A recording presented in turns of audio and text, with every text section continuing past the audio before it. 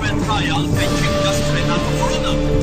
Tinanong ni Linda Humilla ang tatlong eksperto sa batas kung ano kanilang masasabi sa nagiging takbo ng paglilitis. At narito ang kanilang pananaw.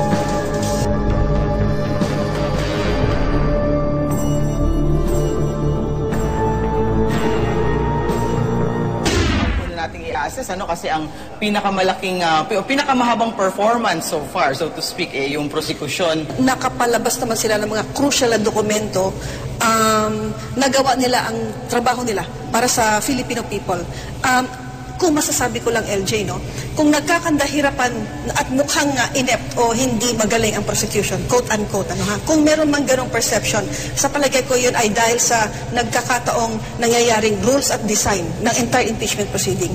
Sa aking palagay lang, masyadong stricto at hindi patungo sa tunay at kumpletong paglalahad ng katotohanan ang nangyayari.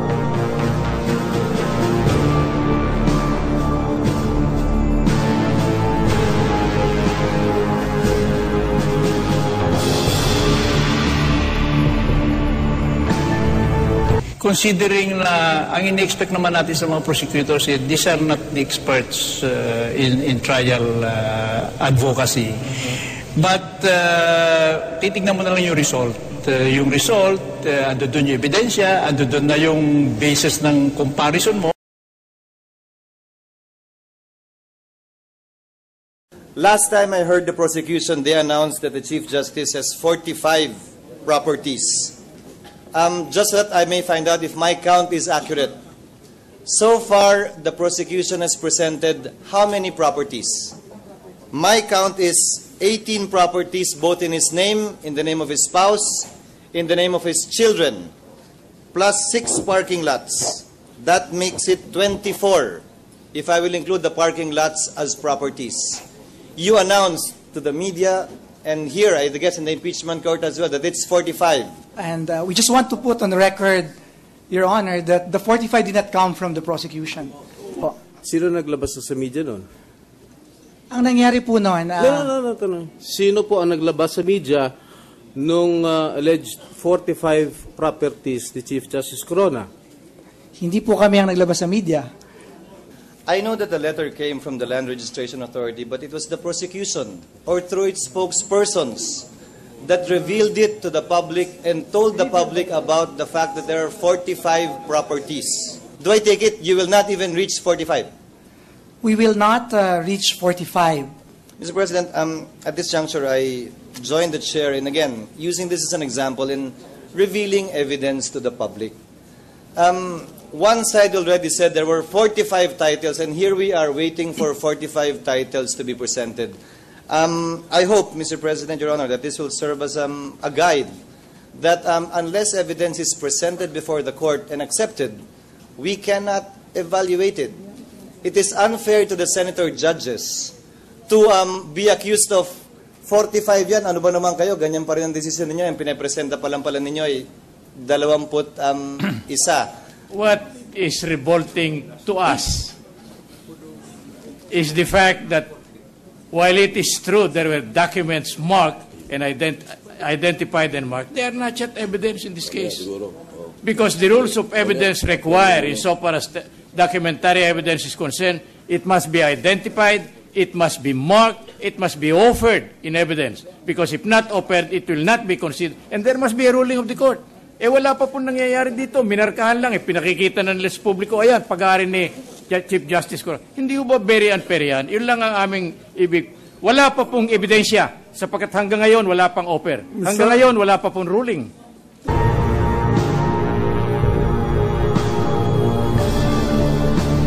Nagkataon, yung kabila, si Justice Cuevas, sobrang galing sa procedure.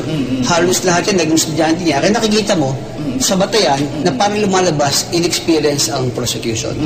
Pero in terms of dedication, wala tayong masasabi. Pangalawa, kung magaling sana ang pagkakagawa ng articles of impeachment, wala sanang debate kung itong properties na na-acquire illegally through ill-gotten wealth, is pa o hindi.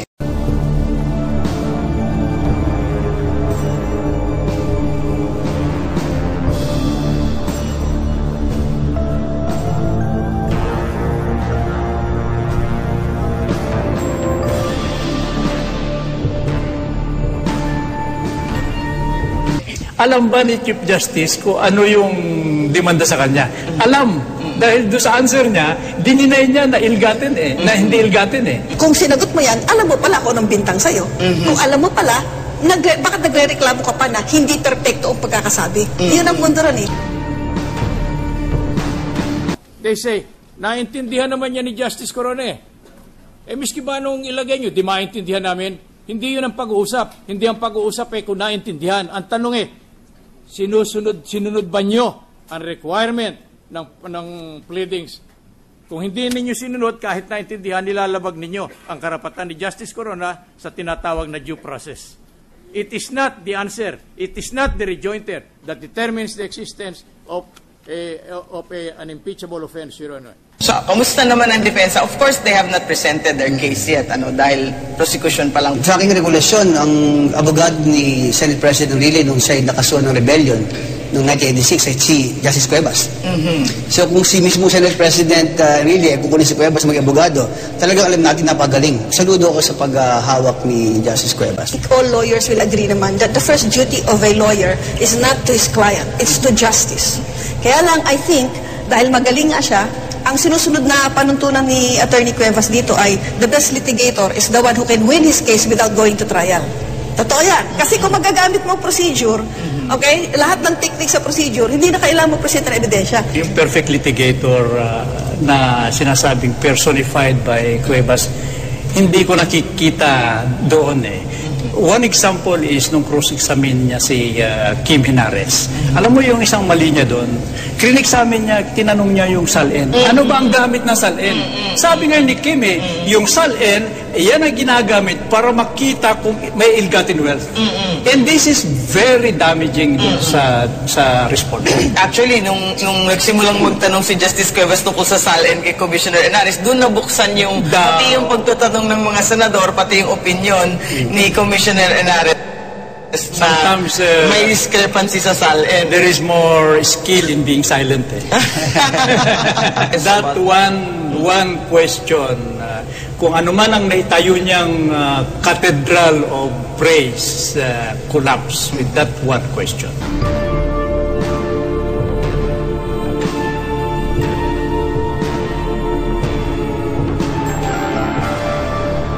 Kasi siguro natin yung naging attitude, behavior, performance, actions ng impeachment court in terms of the conduct of the hearing. Ang impeachment body ngayon na kinocompose ng mga senador, yan ba ay pwedeng magdesisyon na hiwalay sa adhikain at layunin ng sa taong bayan, no?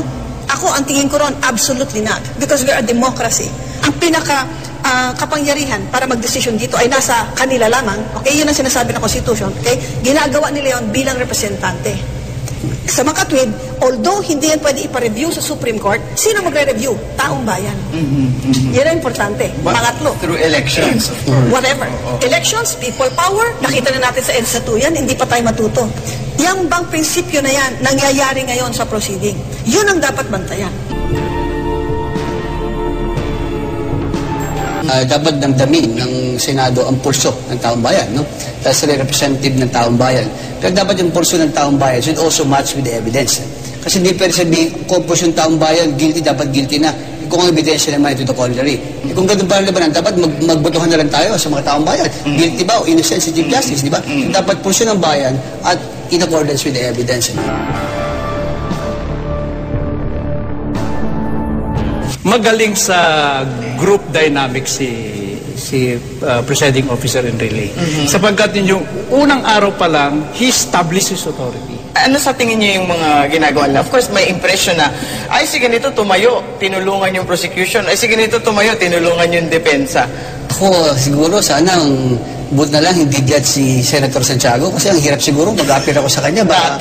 Sabi niya, explain, tapos magsalita ako, sigawan kagad ako. Why are you explaining? Pero nakakatuwa po sa ating Senator Santiago dahil siya dating judge, alam po niya ang procedure, at siyempre nagbibigay din ng kulay sa proceeding. Pero hindi na po siguro kailangan sigawan ang mga abogado. No? Individually, they contributed in their own way, according to their capacity. I'll be happier, Linda, if the Senate body as a whole will be guided by the tenets of democracy. All of them are responsible, not just the presiding officer.